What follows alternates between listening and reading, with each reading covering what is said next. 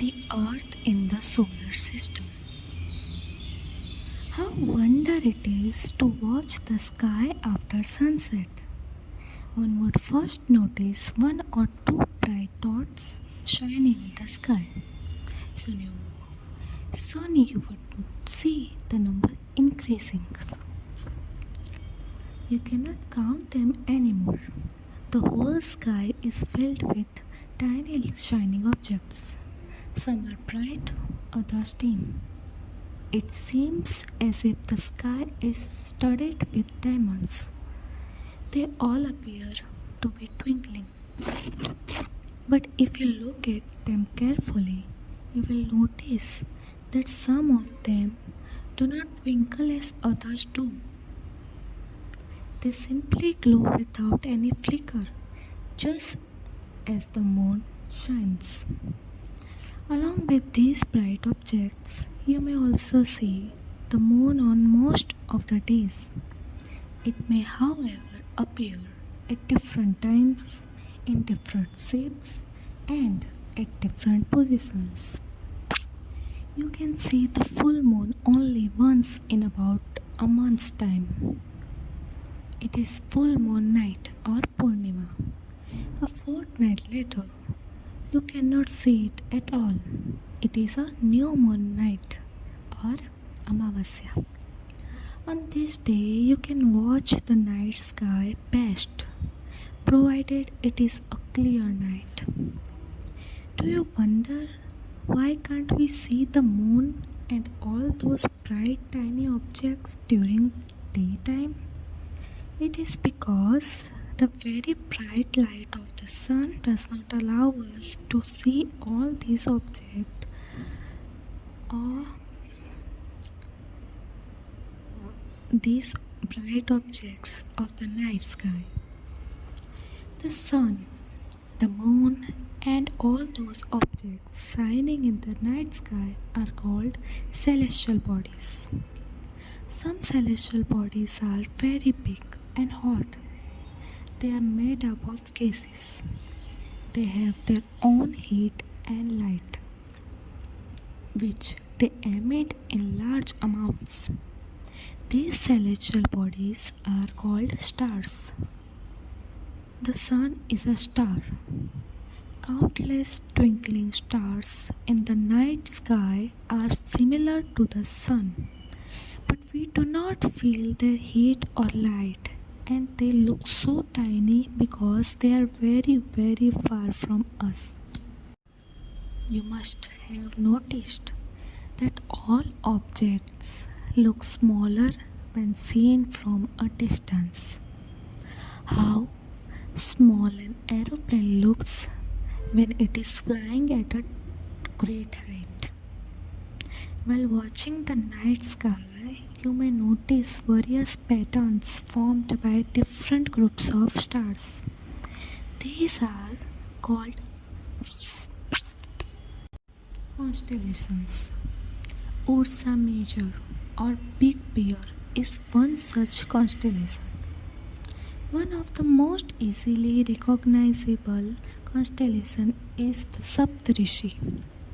Sapt, 7, Rishi, sages. It is a group of 7 stars that forms a part of Ursa Major constellation.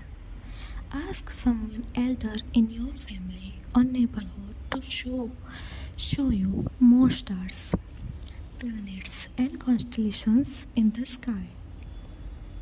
In ancient times, people used to determine directions during the night with the help of stars. The North Star indicates the north direction. It is also called the pole star. It always remains in the same position in the sky. We can locate the position of the pole star with the help of the Saptarishi. Look at figure 1.1. You will notice that if an imaginary line is drawn joining the pointer stars and extended further, it will point to the pole star. Some celestial bodies do not have their own heat and light. They are lit by the light of the stars. Such bodies are called planets. The word planet comes from the Greek word planetai, which means wanderers. The earth on which we live is a planet. It gets all its heat and light from the sun, which is our nearest star. If we look at the earth from a great distance, say the moon, it will appear to be shining just as the moon. The moon that we see in the sky is a satellite. It is companion of our earth and moves around it. Like our earth, there are 7 other planets that get heat and light from the sun. Some of them have their moons too. The solar system. The sun, 8 planets, satellites, and some other celestial bodies, known as asteroids and meteoroids, from the solar system. We often call it a solar family, with the sun as its head. The sun. The sun is the center of the solar system. It is huge and made up of extremely hot gases. It provides the pulling force that binds the solar system. The sun is the ultimate source of heat and light for the solar system. But that tremendous heat is not felt so much by us because despite being our nearest star, it is far away from us. The sun is about 150 million kilometers away from us. 150 million kilometers away from the earth. Planets. There are 8 planets in our solar system. In order of the distance from the sun, they are Mercury, Venus, Earth, Mars, Jupiter, Saturn, Uranus, and Neptune. An easy way to memorize the name of the planets in order of their distance from the sun is: my very efficient mother just served us nuts. All 8 planets of the solar system move around the sun in fixed paths. These paths are elongated. They are called orbits. Mercury is nearest to the sun. It takes only about 88 days to complete one round along its orbit. Venus is considered as Earth's twin because its size and shape are very much similar to that of the Earth. Till recently, August 2006, Pluto was also considered a planet. However, in a meeting of the International Astronomical Union, a decision was taken that Pluto, like other celestial objects discovered in recent past, may be called dwarf planet. The Earth. The Earth is the third nearest planet to the Sun. In size, it is the 5th largest planet. It is slightly flattened at the poles. That is why Its shape is described as a geoid. Geoid means an earth-like shape. Conditions favorable to support life are probably found only on the Earth. The Earth is neither too hot nor too cold. It has water and air, which are very essential for our survival. The, the air has life supporting gases like oxygen. Because of these reasons, the Earth is a unique planet in the solar system. From the outer space, the Earth appears blue because its two-thirds surface is covered by water. It is therefore called a blue planet. The Moon. Our Earth has only one satellite, that is the Moon. Its diameter is only one quarter that of the Earth. It appears so big because it is nearer to our planet than other celestial bodies. It is about 3,84,400 kilometers away from us. Now you can compare the distance of the Earth from the Sun and that from the Moon.